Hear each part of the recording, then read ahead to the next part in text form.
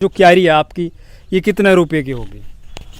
भाई इस तरह की हमारे पास काफ़ी क्यारी है। अगर हम इस तरह की ये 7 बाई 250 की बात करें तो इसकी कीमत करीब 9 लाख रुपए है। आज उसका जो ये नवाचार है, जो इसका स्टार्टअप है, वो इतना ज़्यादा बढ़ चुका है कि मात्र 50,000 रुपये लगाने के बाद ये स्टार्टअप 3 साल में लगभग 1.5 करोड़ रुपए का पहुंच चुका है। ये एक क्यारी की ये सेव के पौधे हैं। अच्छा। और ये हम दिसंबर में इनको किसानों को भेजते हैं, जुलाई में बुकिंग स्टार्ट करते हैं। सर मैंने BA LLB डिप्लोमा ये किया हुआ है और कुछ एग्रीकल्चर से संबंधित छोटे छोटे कोर्स किए। एक्चुअली ये मॉडल है नर्सरी मॉडल जी।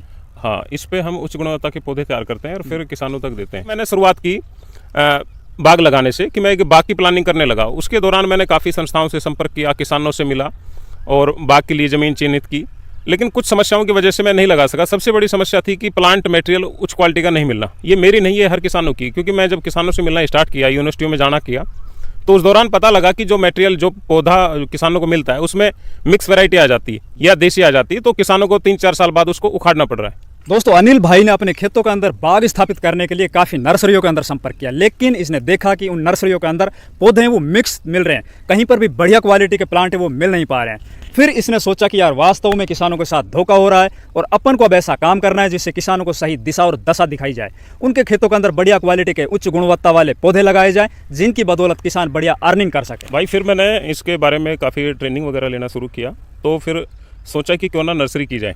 अपनी पैतृक संपत्ति है, जो ज़मीन है वो अपनी है, इसमें नॉर्मल खेती होती थी, गेहूँ बाजरा वगैरह। तो इसको हटाकर मैं नवंबर 2018 में ये अपना बिजनेस स्टार्ट किया, वो भी मात्र कम पूंजी में। यानी लगभग कितने रुपए आपने उस टाइम पे लगाए? देखो, जो स्टार्टिंग जो मैंने पहला इन्वेस्टमेंट था वो करीब 45-50 हज़ार रुपये के लगभग। शुरुआत में काफ़ी संघर्ष रहा। परिवार वालों ने विरोध किया और जो भी आस पड़ोस के थे उन्होंने ये कहा कि यार ये नहीं हो पाएगा। सबसे पहले आप बताइए, आपके पास कितने तरह के फलदार पौधों की वैरायटियाँ हैं, किन किन पौधों को आप सेल करते हो? किसान साथियों, जो आप ये नींबू की वैरायटी देख रहे हैं, ये 2.5 साल का पौधा है NRCC 8 का। तो NRCC 8 जो वैरायटी है वो नागपुर का जो रिसर्च सेंटर है वहाँ की वैरायटी है। और अभी अभी हमने उनसे एक MOU साइन किया है खट्टे फलों के लिए, क्योंकि वो नर्सरी अपने देश की 5 स्टार रैंकिंग नर्सरी है और उनकी जो टेक्नोलॉजी वो हम यूज़ कर रहे हैं। वहाँ का जो डायरेक्टर है, स्टाफ है, नर्सरी इंचार्ज है, वो यहाँ पर समय समय पर हमारा विजिट भी करेंगे और किसानों को हम फ्री ट्रेनिंग भी उपलब्ध कराएंगे खट्टे फलों की। और भी वैरायटी है, जैसे नींबू के अंदर सबसे पॉपुलर अगर बात करें तो साई सरबती है, बालाजी है, परमालनी है, फुले सरबती है, NRCC 8 है, सेवन है, PD के लाइम है, PD के बहार है, PD के भी तृप्ति है, उदित है, अभिनव है, ये पूसा की वैरायटी है। तो इस तरह अगर कोई किसान कर रहा है कुछ, तो वो वैरायटियों की तरफ जाएं। ऐसे नहीं कि आप एक नॉर्मल क्रॉप कर लें। जैसे हम मौसमी की बात करें तो मौसमी में न्यू सेलर है, काटोल गोल्ड है। साथियों, ये संतरा का पौधा है, ये नागपुरी 4 एक नई वैरायटी है, ये उसका संतरा का पौधा है।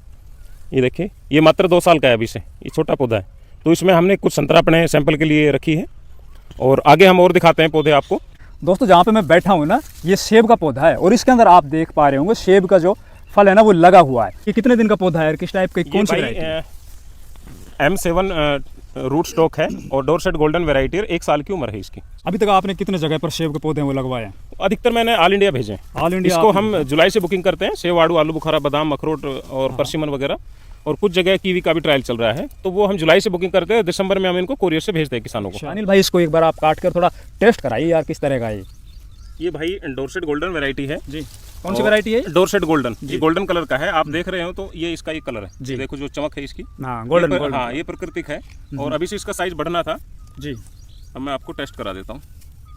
मतलब कितना मोटा हो सकता है ये साइज? जो ये इसका 150 से 200 ग्राम हो जाता है इसका साइज। अच्छा। हाँ। वैसे तो अभी 1 साल का पौधा है, आपने शुरुआत में इनको तोड़ना था। ये कुछ सैंपल रखे हैं इसमें, आप देखो जो सेफ है।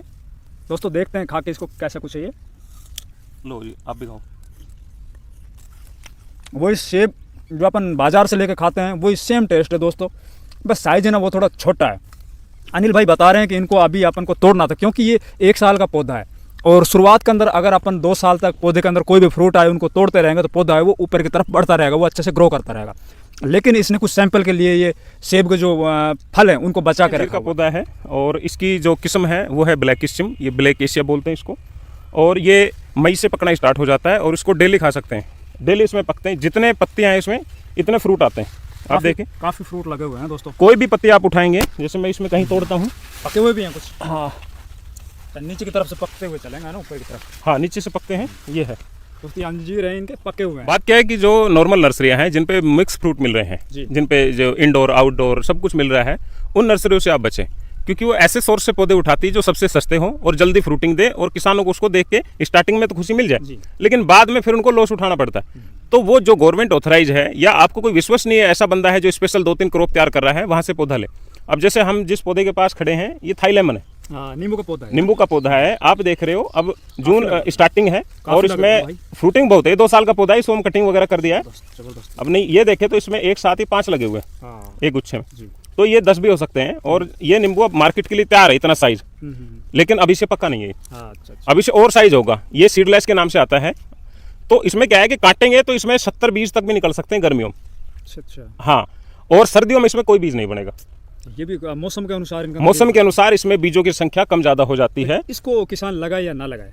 इसको किसान बिल्कुल ना लगाएं। शुरुआत में किसानों ने नींबू के नाम पर इसी को सबसे ज्यादा लगाया और सबसे ज्यादा उखाड़ा और जो लॉस देने वाली प्रजाति वो इंडिया में यही है। दोस्तों नींबू के ऊपर मैंने इतनी बड़ी बात क्यों की है, देखिए इस टाइम पर जो नींबू के रेट है ना वो ऑल टाइम हाई थे और पिछले महीने जब अपन ने देखा 250-300 रुपए किलो तक भी नींबू चले गए थे। किसान है ना वो ट्रेंड के पीछे भागता है, भेड़ चाल चलता है। किसानों के दिमाग में इस टाइम सिर्फ और सिर्फ नींबू घूम रहा है कि यार नींबू के बाग लगाएंगे। अब किसान है ना वो मारा जाएगा, वो नर्सरियों पे जाएगा, किसी भी वैरायटी को उठा के ले आएगा और फिर वो बाद में पछताएगा। एक इसमें मैं थोड़ा क्लियर करना चाहूँगा कि कोई भी साथी कहीं से अगर पौधा लेता है तो खासकर गवर्नमेंट संस्थान से, तो वो हिंदी में तो नींबू बोलते हैं सभी को, लेकिन जब अंग्रेजी में लाइम और लेमन बोलते हैं। जिसके पीछे लेमन लग रहा है उसको लगाने से बचे आप, क्योंकि लेमन जो होता है वो बड़े साइज का होता है। जैसे ये आप देख रहे हो, ये लेमन की कैटेगरी में, थाई लेमन बोलते हैं इसको। एक ये है भाई, आपको दिखाऊं मैं, जी ये पंथ लेमन है। ये पंथ लेमन है, ये भी अभी से तैयार नहीं है, थोड़ा और साइज बढ़ जाएगा। तो जो लेमन है उसकी ओर से आप थोड़ा बचें कि लेमन ना लगाएं, लाइम लगाएं। आप लाइम में काफ़ी वैरायटी है। जिस तरह से अनिल भाई बता रहे हैं कि आप इस तरह की वैरायटी सिलेक्शन करें, ये लेमन और लाइम वाला जो कॉन्सेप्ट है वो आज तक किसानों को पता ही नहीं होगा। वो जाते हैं या तो नींबू बोलेंगे या फिर वो लेमन बोलेंगे, लेकिन लाइम बहुत कम किसान बोलेंगे और अक्सर किसान इसी तरह ठगे जाते हैं। लगभग ये जो क्यारी है आपकी, ये कितने रुपए की होगी? भाई इस तरह की हमारे पास काफ़ी कैरियाँ, अगर हम इस तरह की ये 7 बाई 250 की बात करें तो इसकी कीमत करीब 9 लाख रुपए है एक क्यारी की। ये सेव के पौधे हैं। अच्छा। और ये हम दिसंबर में इनको किसानों को भेजते हैं, जुलाई में बुकिंग स्टार्ट करते हैं। कौन सी वैरायटी है? ये अन्ना है, डोरसेट है और कुछ HRMN 99 है और कुछ 2 वैरायटियों पे और हमारा काम चल रहा है। दोस्तों आप ये देख रहे होंगे, ये पौधा ही किसका पौधा है? देखिए राजस्थान जैसे एरिया के अंदर बादाम लगे हुए हैं इस पौधे में, और ये बादाम है ना अब बस कुछ दिनों में पकने वाले हैं। भाई ये गुलबंदी किस्म है और आप ये देखेंगे तो ये बादाम अब कुछ दिन में ये पकना स्टार्ट हो जाएगा। इसकी गिरी नॉर्मल से थोड़ी छोटी होती है, टेस्ट काफ़ी अच्छा होता है और ये गर्म जलवायु का पौधा है। इसको आप कहीं भी लगाएं, लेकिन कोई भी हम पौधा ऐसा है वो हम किसानों को यही कहते हैं, क्योंकि ये 2 साल का पौधा है, अपना ट्रायल पे जल्दी आ जाता है।